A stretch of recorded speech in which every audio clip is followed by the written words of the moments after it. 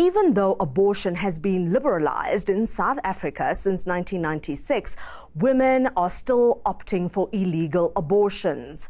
The question is why. More from Health E! News. Not all public healthcare facilities provide termination services. 3 of the 7 centres we visited undercover sent us away.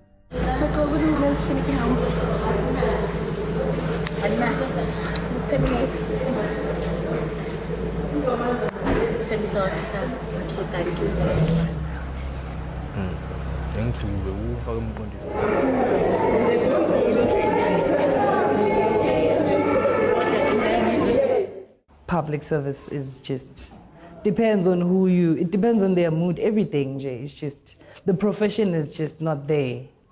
That's how I feel. Dr. Melusi Dlamini, an obstetrician in the public sector, proudly calls himself the abortionist on Twitter.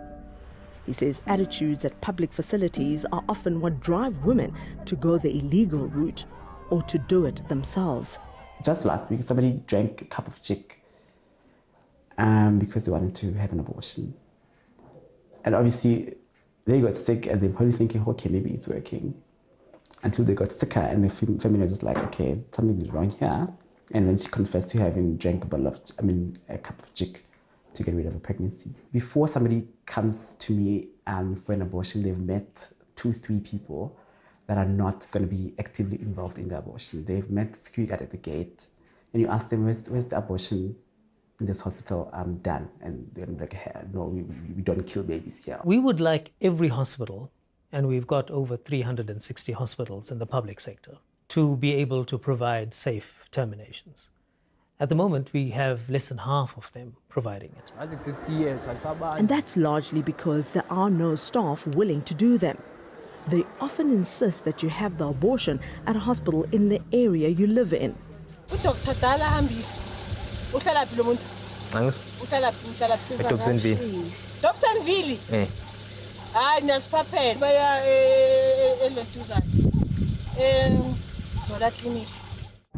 For Zinzi, her local clinic was not an option. My grandmother was a sister at the hospital. So many people who work there, they know her and they know me. So obviously when I get there, someone will just go to my grandma, like, we saw your daughter at this department. So for me, it was like a fear that everyone at home will know. So now I'm going to be in trouble. There's a lot of social reasons why, asking for some of these documentations actually adds on another layer of obstruction to getting access. So we do need to look, at what it is that women are being asked for them to access the service and how much of that is enabling. And when you do finally figure out where to go, getting information presents its own set of difficulties.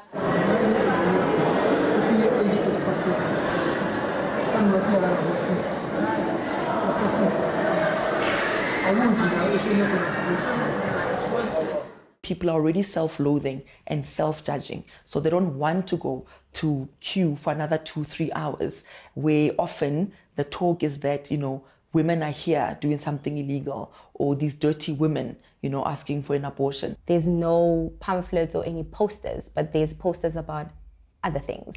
And that's the first thing I noticed. And I'm like, but where's the posters for safe abortion? Where's the posters for, this is how you get it, this is where you go? They'll just judge you. Yeah, you kids like to do things without being informed.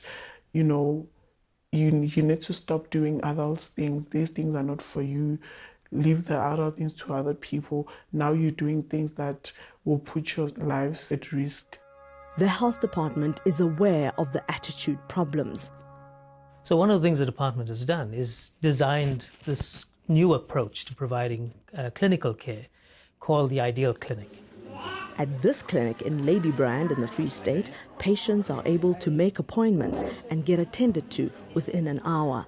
The idea is to expand it to all 4,000 facilities over time. But conscientious objection remains a problem.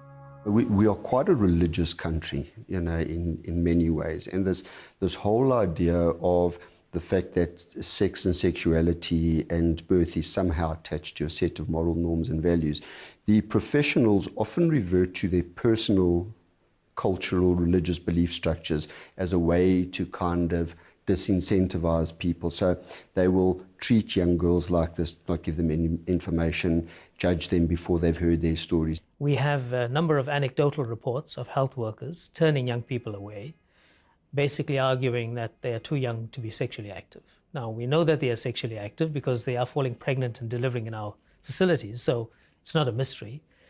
So we are working quite hard on the adolescent and youth-friendly services component of our facilities, especially our clinics. Dr. Monica Munateki, a medic in the Defence Force, is among those who refuse to perform abortions. As a pro-life, it means that I do not agree with it and I will not help the patient or even refer the patient to anybody who will do it. But in case there are complications, I will help the patient, whether they have lost blood, whether they are septic, I will treat them, but I will not be part of the one doing abortion, because at conception, life starts. So it is not her life alone. It is the life. Even at 12 weeks, there is already a heartbeat. It's the health workers' right to refuse abortions in terms of the Bill of Rights versus women's right to choose. People can choose whether to do abortion or help the patient to do abortion or not. She doesn't believe the prevalence of backstreet abortions is linked to the attitude of healthcare workers. They have terminated. Parents do not know, I'm a young person, or maybe I'm a married woman. I did this pregnancy with extramarital affairs. So there was a lot. It's not only because there are no health workers, it's because of other added things, which are either intrinsic or extrinsic factors. So from there, these things have been there, the backstreet abortions, not because the health workers were not there. Doctors who do perform these procedures do so unashamedly. One of the most overwhelming feelings when people have had an abortion is relief, because there's a reason why someone felt that the pregnancy was unsupportable. I'm very proud to be a young Black woman in South Africa and have been able to have an abortion. For me, that's pride, because that means we're making progress in terms of women, and I think that's how health professionals should look at it. At the end of September, there was a march to end unsafe abortions in Johannesburg. Hau and Dr. Tlaleng were there. They are hoping to change attitudes. It's ridiculous that we have to fight for basic human rights that every woman should have, but unfortunately that's what we need to do, and I think this is one of the ways in which we can put pressure for that to happen, especially in terms of abortion, because of the immense stigma in South Africa and the immense silencing of women who go through this procedure. Us in South Africa have mobilized for this march to raise awareness around the fact that in South Africa, despite the Choice on Termination of Pregnancy Act, we have seen major regressions in terms of access to services, and that has led to many women dying, but more so others who are living with lifelong complications. That's all from us this week. Please do give us your feedback. Our Twitter handle is @checkpoint_ENCA and our email address checkpoint@enca.com. Thanks for watching. I'm Nkepile Mabuse.